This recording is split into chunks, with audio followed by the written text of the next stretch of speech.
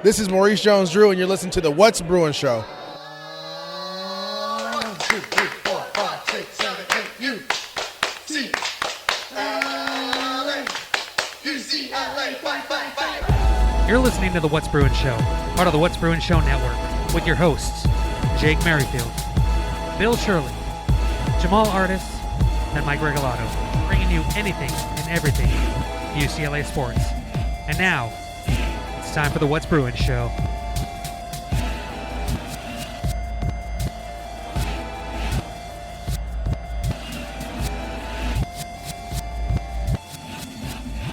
It's moot. Direkt mag us es ne fasi mena yigger. Yeah, what hands it? It's moot. Cabs is will out but it's moot. It's moot. Hello, welcome to What's Bruin. I'm your host, Jake Merrifield. I'm coming to you the evening of one of the worst games that I can remember at the Rose Bowl. It's a game that we probably all could see coming, but we kind of fooled ourselves into thinking that it might go some other way. But indeed, UCLA goes down 42-13 in their first meeting with the Indiana Hoosiers at the Rose Bowl in their home opener. Hoosiers go to 3-0, Bruins go to 1-1, and that one on the winning side of the column seems like it may be stuck there for a while, if you know what I'm saying. Because now they're going at LSU, hosting Oregon, at Penn State, Minnesota, and whatever is the rest or whatever. But at least for the next, 3 weeks or so, it would seem that the Bruins don't have a whole lot of chance to win any more games. You never know. Hope springs eternal, I guess. But this already seems like we're in a death march spiral. To think it may get better for the Bruins is some pretty optimistic thinking. This is the What's Bruin Show on the What's Bruin Show network. We'll see how long everybody sticks with the old UCLA themed podcast this year, because, I guess the one silver lining about this game at the Rose Bowl tonight is that all that listening that I had been doing about all these things that are relevant to college football and the Big Ten and UCLA and, the standings and, how everybody looks. It's irrelevant at this point, because unless the Bruins dramatically improve who they are, they will not be beating any team that they face for the foreseeable future. And this game is the game that robbed me of my optimism for whatever that short-term future is, because, there just really wasn't anything good to take from this game. In fact, you can make the argument that this game should have been even worse of a rear-end kicking for the Bruins, but for some very fortunate calls that went in their favor in the realm of targetings and whatnot. And before I get too far into this, I want to make it very clear that I don't think it is embarrassing at all for UCLA, even at home, to lose a game to this particular Indiana team. I do think this Indiana team is a pretty good team. They have a really good quarterback, and they have really good skill player positions, and they have some pretty good guys on defense. It's going to be a fun year for Indiana fans that literally have almost no positive football history to root for. They've never had a 10-win season. They've won 8 games in 9% or so of 120 some odd years of football. They are literally one of the worst Power 4 football programs in existence by almost any metric. However, this year they got a pretty good team, and congratulations to them. They decisively fired their coach in November, decisively hired a really good coach, and that coach brought in some players that could play and made the players that he already had there a little bit better, and they have a quality team that the Bruins, even if they were playing well, would have to play, very well to win this game. Indiana is a good team. I don't want to take anything away from their particular effort, even though I'm going to spend the next 20, 25 minutes talking about how, not good the Bruins are. But there's no shame in losing to this particular Indiana team, but there is tremendous shame in losing the way in which they lost, being completely dominated in their home opener, and looking the way they did at the Rose Bowl. It's unusual for a UCLA team to look like this bad. Shame. Shame. Shame. And there's really no getting around that. But once again, this is the What's Bruin Show on the What's Bruin Show Network. We do appreciate your support, as short-lived as it may be, given the way the season looks to be going. But on Twitter, at What's Bruin Show, the email is whatsbruinshow@gmail.com. You can subscribe on Patreon, patreon.com/whatsbruinshow, or whatsbruinshow.com. You can subscribe at the Substack. That's whatsbruinshow.substack.com. Just yesterday, I published a special subscriber-only episode with Raina Troy, episode 2 of Rotten Lunch, in which we talked about baseball stadiums, and we also talked about the Pac-12, the Pac whatever, getting to 6 teams, and just some other random odds and ends with Michael Castillo and Alicia De Artola, and it was a fun time. So if you subscribe on the one of our premium feeds, you're going to get a couple extra shows coming to you every month.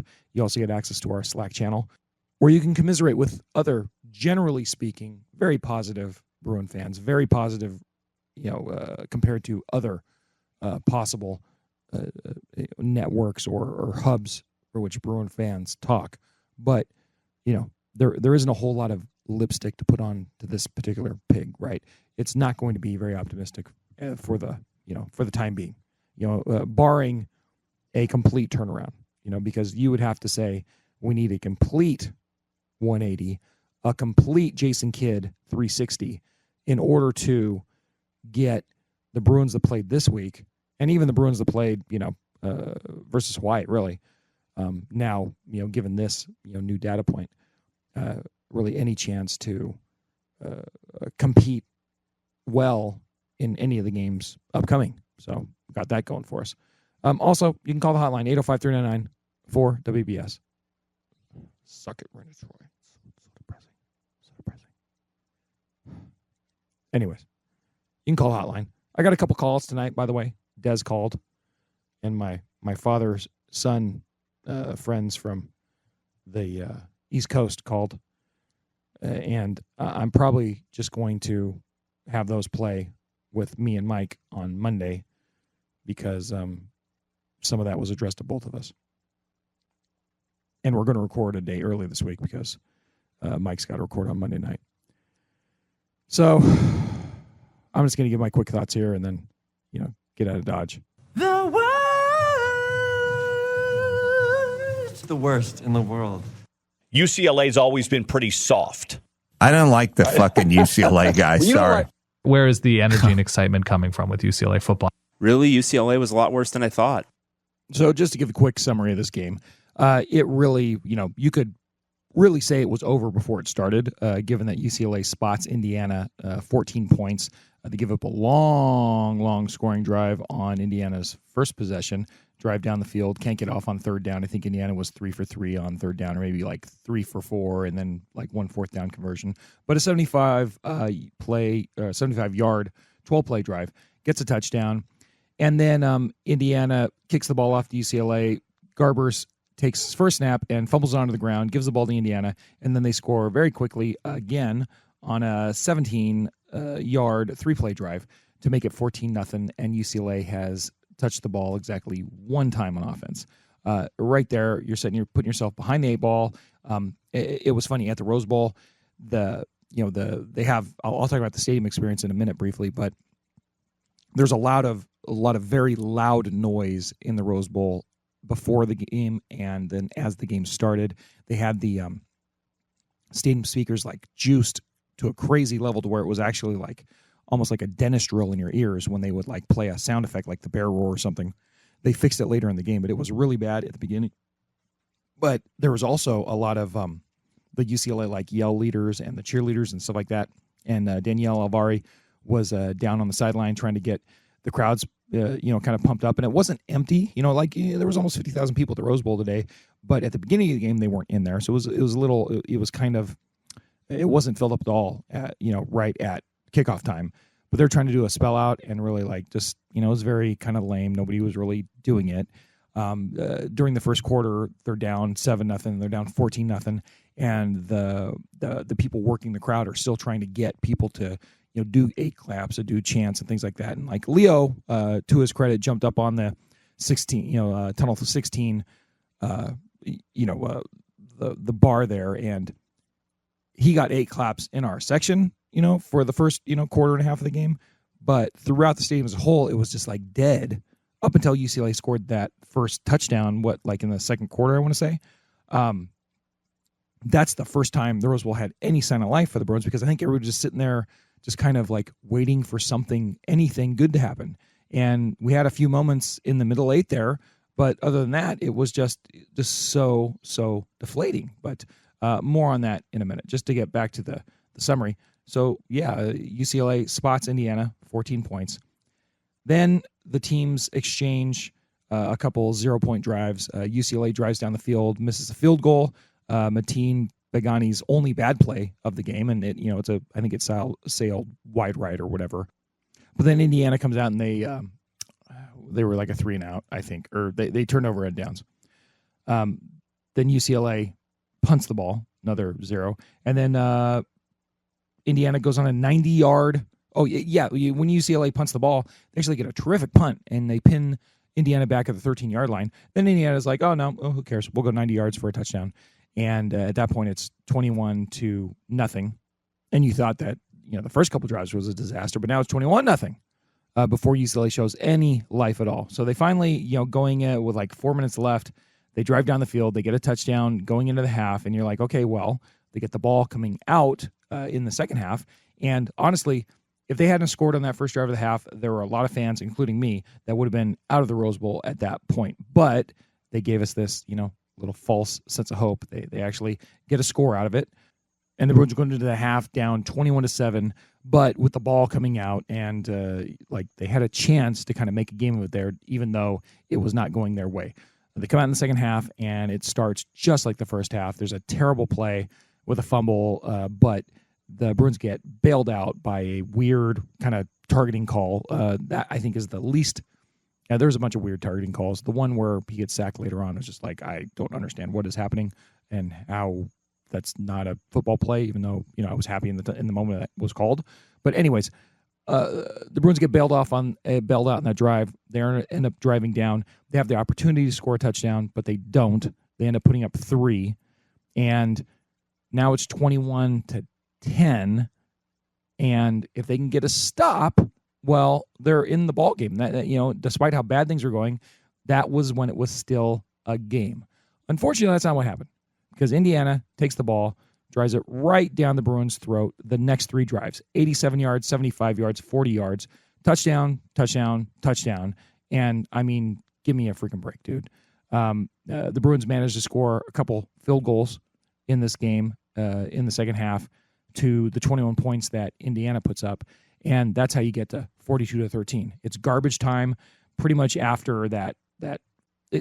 Honestly, looking back, it's garbage time after Indiana scores its first touchdown in the second half.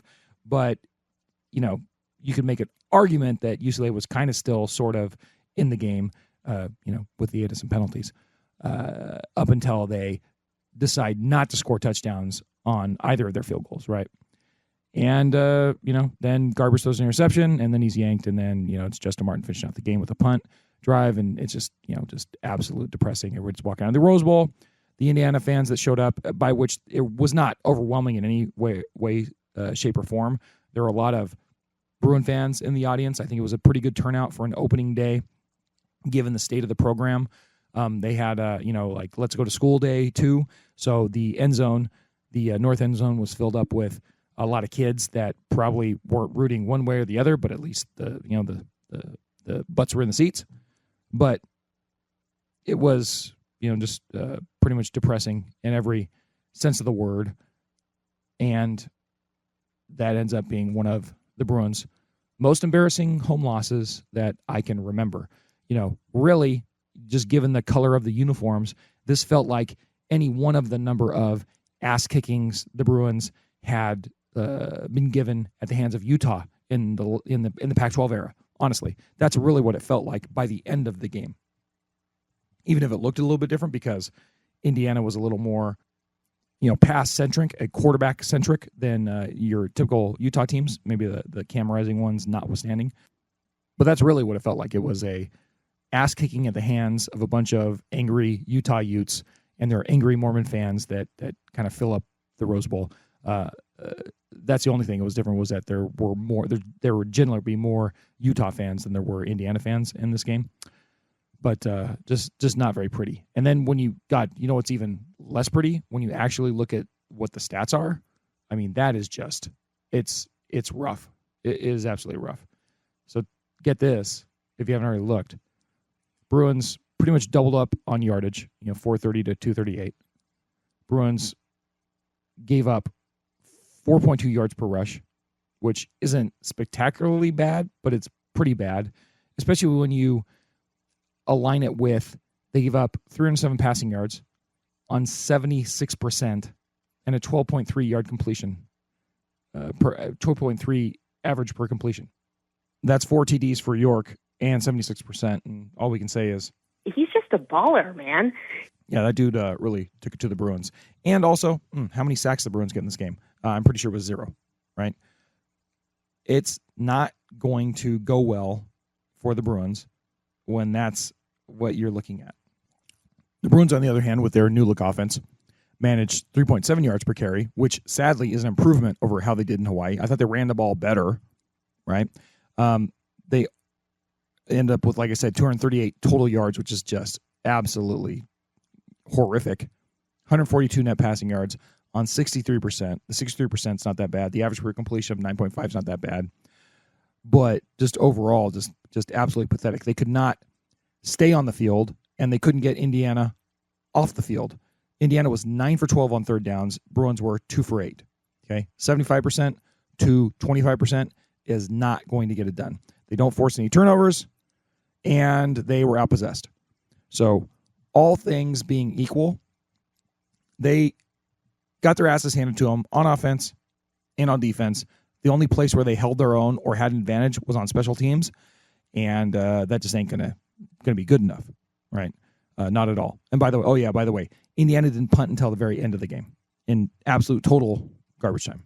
They had 1 turnover on downs, and otherwise they scored every time. So really, the difference between UCLA this week and whatever fucking FCS team they played last week was just that, UCLA managed to get a couple more plays off to not allow Indiana to score as much.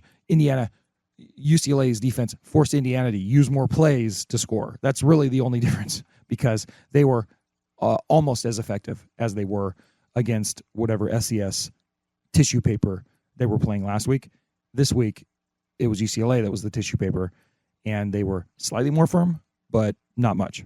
UCLA is so bad. The story of UCLA football was the mass proliferation of disillusionment and apathy. The huge initial burst of enthusiasm and energy had ultimately produced meager results. It doesn't feel like there's any excitement for UCLA football.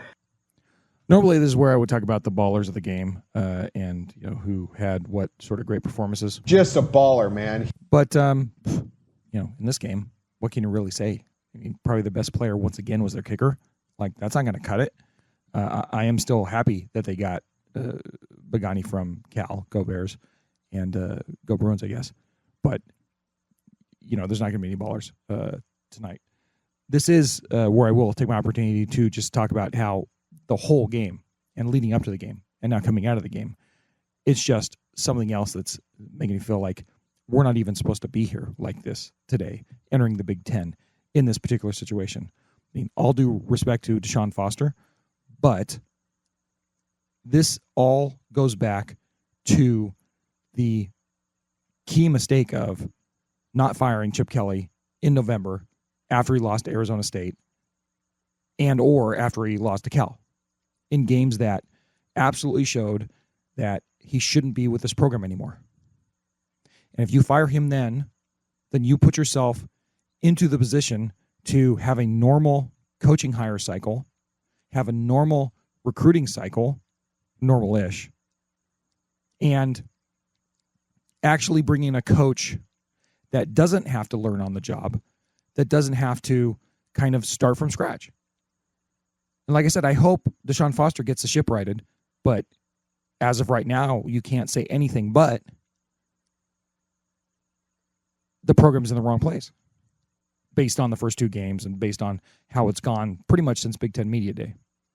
And unfortunately for the national story, and this goes back to Chip Kelly, and I'll bring it back to him in a minute.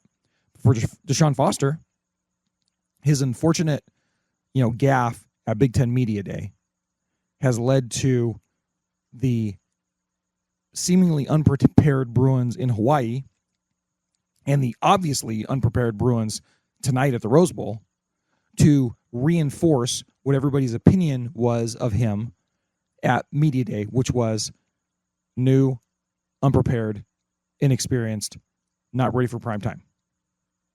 And after two games, I don't think anybody could really, you can't refute that. You might come up with reasons why you should be more patient or whatever, but there's not anything you can say that's like evidence to the contrary, even if those of us have been watching the program more closely since Foster was hired, had positive things to say about him. Well, now they've had two games, they're 1-1, and they absolutely got boat raced in their home opener. There's not too much, there is no defense for that. And it all goes back to, and adding to that, I should say, is the fact that they didn't fire Chip Kelly. They let him walk away. And so that also contributes to the shade that's kind of thrown at Foster, in that it's like, when they talk about UCLA, they're like, oh, this is a team that lost their head coach. Didn't fire their head coach, who deserved to be fired. They lost their head coach, who left them for Ohio State. Okay? Then they had to scramble to hire a coach that ends up being very inexperienced, yada, yada, yada, going back to everything I just said before. But starting with that, the fact that you let Chip leave and not get fired allows him to save some of his cachet, and now it can be retconned to his benefit. And obviously, he's going to be competing for a national title this year. And it also reinforces the arguments as to why UCLA is still spiraling downward.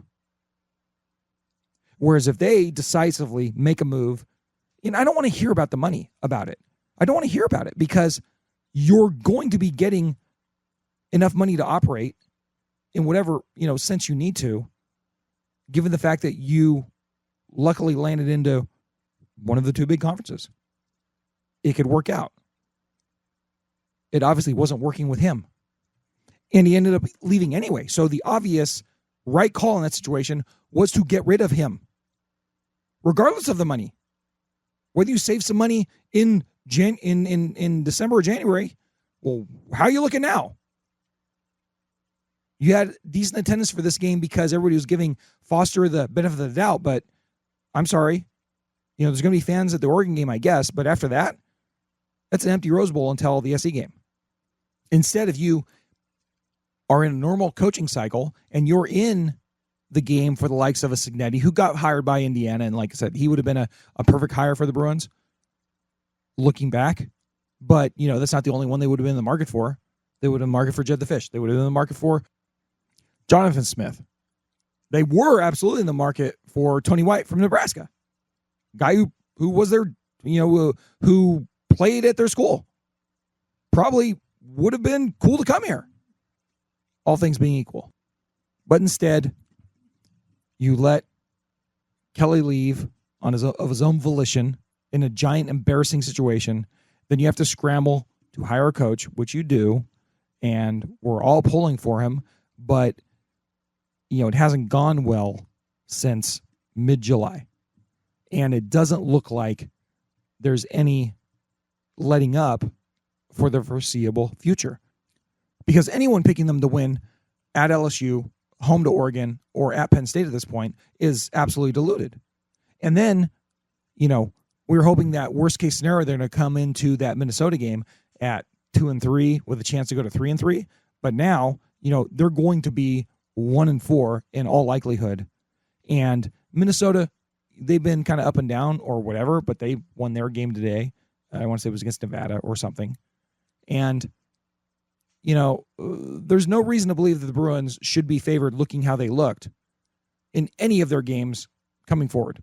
And I would say, who knows what Fresno State's going to be like by the end of the year, but maybe even that one. I don't know. That's how dark this timeline this has gotten. It has really gotten to be doomsday rather quickly. Oh my God, my guys suck balls. You know it. If I suck balls, you are king of suck balls mountain. Your entire life has prepared you to publicly fail. You're just failing to see that right now. Sounds rumpy-pumpy. I lost my mojo. And I'll tell you, the thing that really has me losing my mojo is this UCLA offense. We said this numerous times over the offseason. If all things were equal, and if they had kept Chip or whatever, this offense has the parts to be successful. We saw Ethan Garbers, after he actually was taking snaps without a 5-star true freshman flop, nipping at his heels. And I hope somebody develops Dante Moore at some point for that young man's sake. I hope he develops. But when Garbers actually had the shot, he played pretty well last year. So we have like 3 or 4 games sample size of him playing pretty darn good. And that's in an offense that he knew and that wasn't overly crazily complicated. Not simple, but not overly complicated. So what changed? Well, what changed is UCLA brought in a new set of coaches, and they brought in a coach that has been a coordinator for a million years, supposedly. But how many offenses he coordinated outside of the years he was with offensive genius Andy Reid where they actually were good? I'm pretty sure he was the pilot of the worst offense, one of the worst offenses in Pac-12 history with Colorado and John Emery. And I'm pretty sure he was, the pilot of, or the orchestrator of, a pretty terrible offense in Washington last year. And now he comes to UCLA, and I'm sorry, maybe Eric Bieniemy is, he can be a good head coach somewhere, but I'm completely unsold on his ability to coach a college offense. And until I see something and tell me differently, I think that is much more likely the culprit as to why the Bruins are struggling on offense than any particular player in this offense. I don't think Ethan Garbers suddenly turned into an absolute, train wreck of a quarterback, except for the fact that the way he's playing, because it feels like they don't know what they're doing out there. I don't think this offensive line, which, people quibbled and quabbled last year about how good or bad they were, but, Dante Moore was getting his head knocked off because he wouldn't get rid of the ball or he kept throwing to the other team. It wasn't all on the offensive line, and they showed themselves perfectly capable of run blocking, and they were adequate enough at pass blocking most of the time. And you might argue with that, but they're certainly better than they are this year. Ethan Garbers looked better last year. Harden looked better last year. Keegan Jones looked better last year. Those receivers looked better, in my opinion, last year. So what's changed? It's this unproven, overly complicated offense that is the culprit. I usually, after these post games, I'm always struck by I can see how it's execution. Jerome Foster, after the game, very timidly told our friend Wayne Cook, it's just the execution. No, in this case, I don't think so.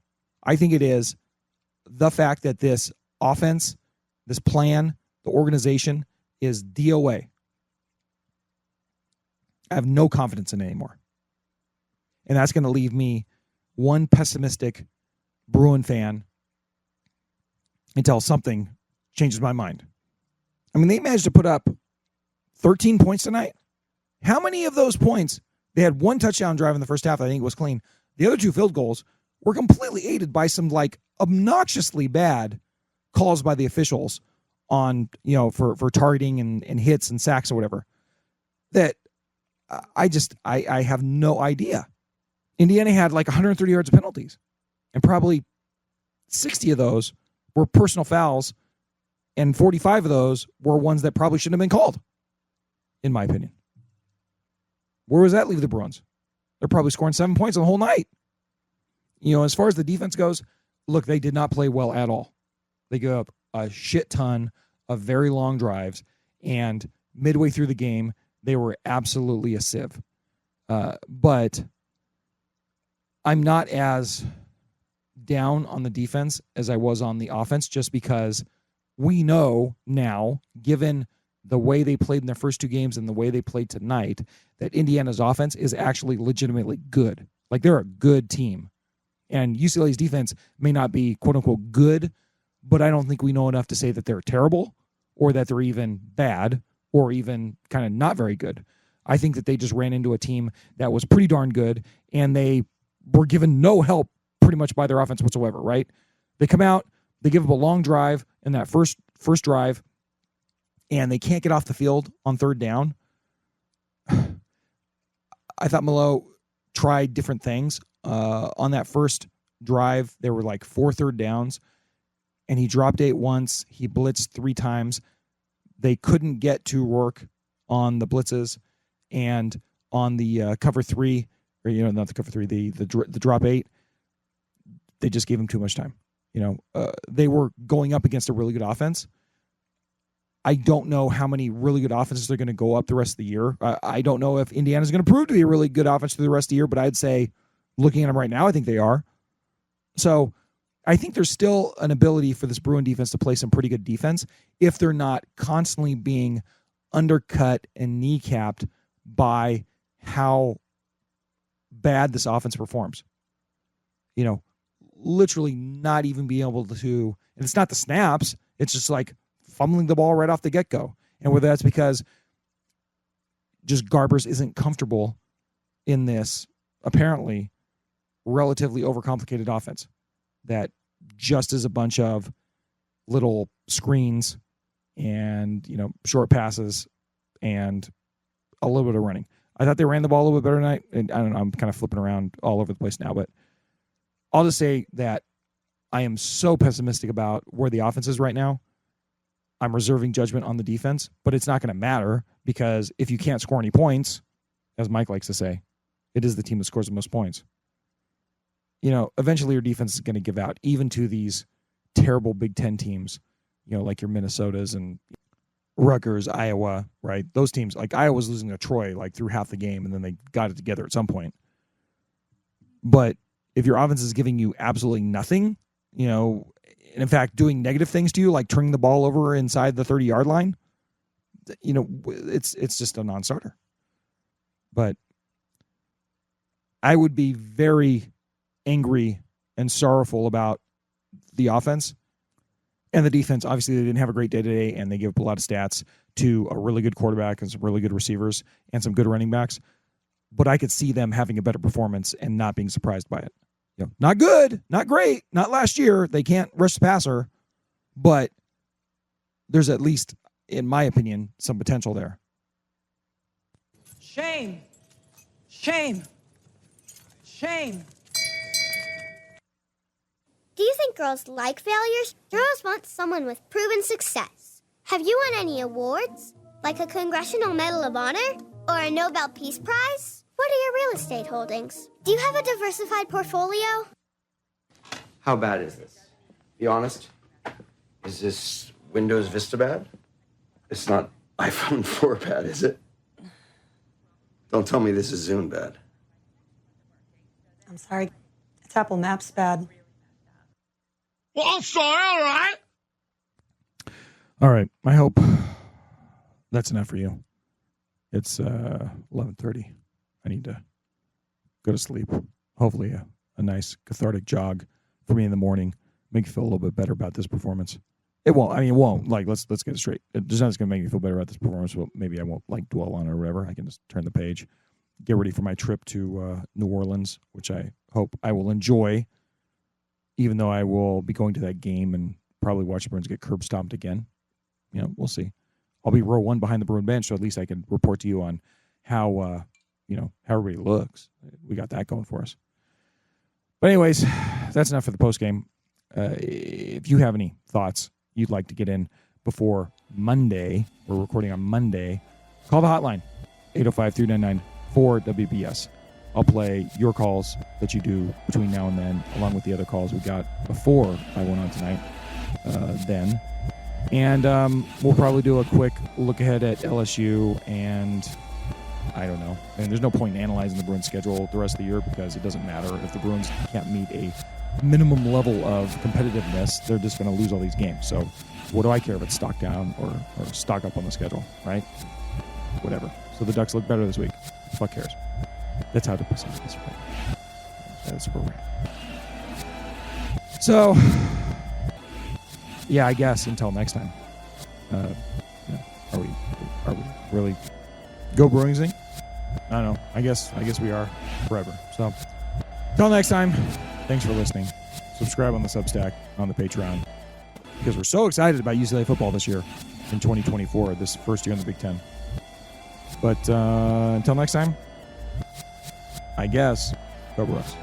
Good evening. Smoke 'em if you got 'em. That was the What's Bruin Show. Try us tomorrow. Same bat time, same bat channel. It's got to be in or out, Mom. In or out. Well, I need the door closed. Thank you for your cooperation. Dude, brah, we play some ball on the West Coast. The final word is boob. Doomsday. Doomsday.